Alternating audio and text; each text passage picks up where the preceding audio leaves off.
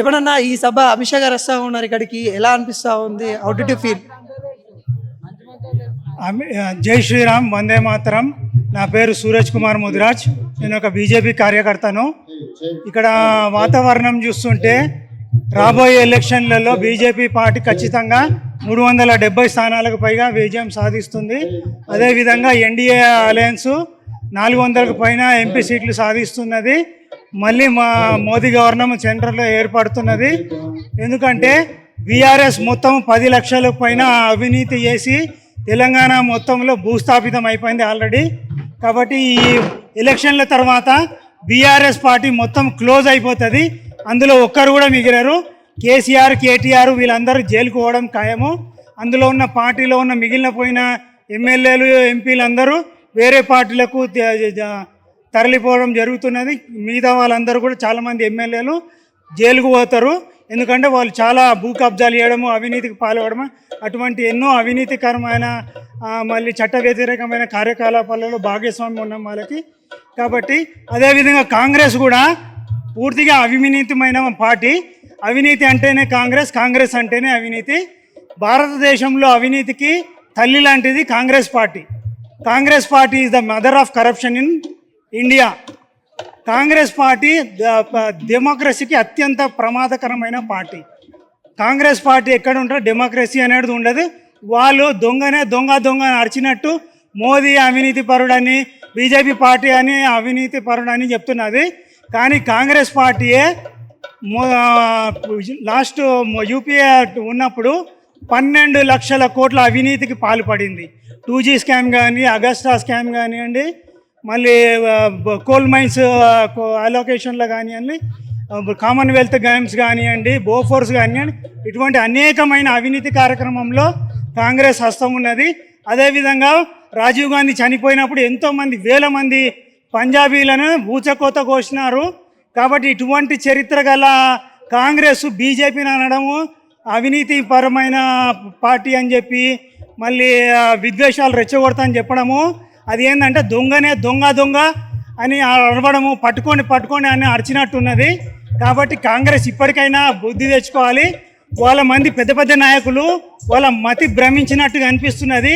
ఎప్పుడైతే సర్వేలలో బీజేపీకి 370, ఎన్డీఏకు 400 స్థానాలు వస్తుంది అని చెప్పడము, అదేవిధంగా ఇంకో పక్క మమతా బెనర్జీ కాంగ్రెస్కి 40 సీట్ల కంటే ఎక్కువ రావని చెప్పడంతో చాలామంది పెద్ద నాయకుల మతి భ్రమించింది కాంగ్రెస్లో. వాళ్ళు పిచ్చిగా మాట్లాడుతున్నారు. బీజేపీ వస్తే రాజ్యాంగాన్ని మారుస్తుందని చెప్తున్నారు. అసలు బుద్ధునోళ్ళు ఎవరైనా రాజ్యాంగం మారవడం పాసిబుల్ అవుతుందా? రాజ్యాంగాన్ని మౌలిక సిద్ధాంతాన్ని ఎవరు మార్చలేరు. Basic structure of the Indian constitution cannot be altered even by the supreme court. అలాంటిది వీళ్ళకు బుద్ధి ఉందా లేదా, జ్ఞానం ఉందా లేదా, ఏం మాట్లాడుతున్నారు వీళ్ళు? అసలు ప్రజలు గమనిస్తున్నారా అన్న ఇది కూడా లేదు. వాళ్ళకి ఓడిపోతామనే టెన్షన్లో ఏం మాట్లాడుతున్నాం వాళ్ళకే అర్థం కావట్లేదు. పోయినసారి 2 సార్లు ఓడిపోయినా అయినా బుద్ధి రావట్లేదు. ఇప్పటికైనా ప్రజలు గమనిస్తున్నారు. బుద్ధి తెచ్చుకోండి. మీరు ఇప్పటికైనా మీ పరువు దక్కుతుంది. ఉన్నత స్థానాలైనా నిలబెట్టుకోండి. కాబట్టి మోదీ, అమిత్ షా నాయకత్వంలో బీజేపీ మళ్ళీ ప్రభుత్వాన్ని ఏర్పరుస్తుంది. ఇంకా మంచి స్కీములు వేస్తుంది. మోదీ సారథ్యంలో ఎన్నో అసాధ్యమైన లక్ష్యాలను బీజేపీ ప్రభుత్వం సుసాధ్యం చేసింది. ఆర్టికల్ 370 ఎత్తివేయడం కానివ్వండి, మహిళలకు 33% రిజర్వేషన్ కానివ్వండి, డిమానిటైజేషన్ కానివ్వండి, మళ్ళా ఆర్మీలో పర్మనెంట్ ఉద్యోగాలు తీసేసి అగ్నివీర్ అని కొత్త స్కీమ్ ప్రవేశపెట్టింది. దాంతో ఏమవుతుందంటే యువకులే ఆర్మీలో ప్రవేశిస్తారు. ఏజ్ బార్ అయిన వాళ్ళని ఉండరు.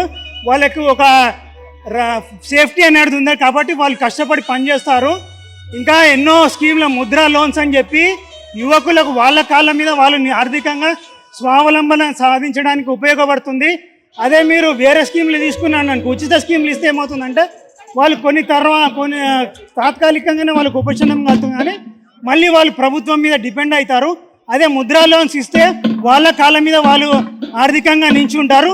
వాళ్ళు 10 మందికి ఉద్యోగం కల్పించే స్థితిలోకి వస్తారు. అదేవిధంగా 80 కోట్ల మందికి ఉచిత రేషన్ ఇస్తున్నది. స్వచ్ఛ భారత్ స్కీమ్లో టాయిలెట్లు కట్టించింది. మళ్ళీ ఉచితంగా గ్యాస్ సిలిండర్లు ఇస్తుంది.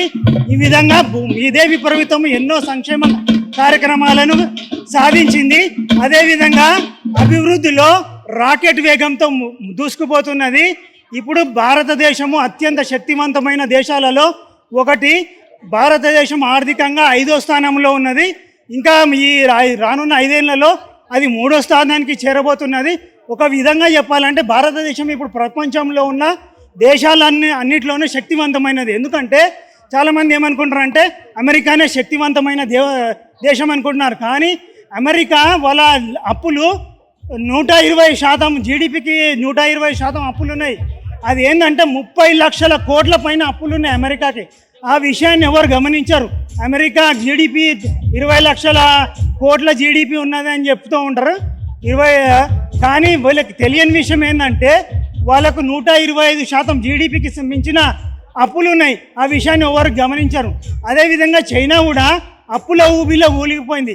కాబట్టి ఇప్పుడు అత్యంత శక్తివంతమైన దేశంలో ప్రపంచంలో ఏదైనా ఉందా అంటే అది భారతదేశమే.